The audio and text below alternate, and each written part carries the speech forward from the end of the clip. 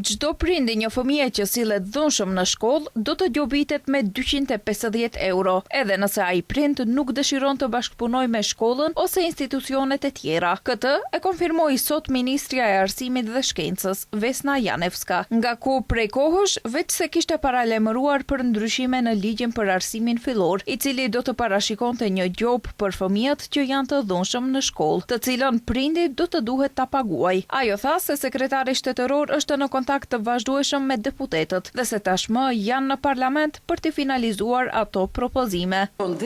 Sekretari shtetëror është në kontakt të vazhdueshëm me deputetët dhe mendoj se në këtë moment ata janë në parlament për të finalizuar ato propozime dhe ai vendim është marrë tashmë. Ato ndryshime do të bëhen dhe gjoba prej 250 eurosh mbetet për çdo akt të dhunshëm të kryer nga fëmia që duhet të ndëshkohet nga prindi, por edhe gjë që është shumë e rëndësishme e përsëris kur prindi refuzon të bashkëpunoj me shkollën dhe institucionet e tjera. Kjo masë vjen si pasojë e rasteve të shumta të dhunës në shkolla, nga ku kujtojmë se më 12 maj 2026, një 15 vjeçar nga Shkupi u arrestua pasi dyshohej se kishte sulmuar me mjet të mprekt një bashkëmoshatar të tij brenda një shkolle fillore në komunën e Gazibabës, duke i shkaktuar lëndime të rënda trupore. Janevska theksoi rikthimin e mësuesve në kujdestari në shkolla sipas nevojës dhe gjithashtu tha se do të kërkojë dhe këmbëngul që psikologët shkollor të licencohen, të formojnë ekipe ekspertësh dhe të punojnë me fëmijët, prindërit dhe mësuesit në lidhje me problemin.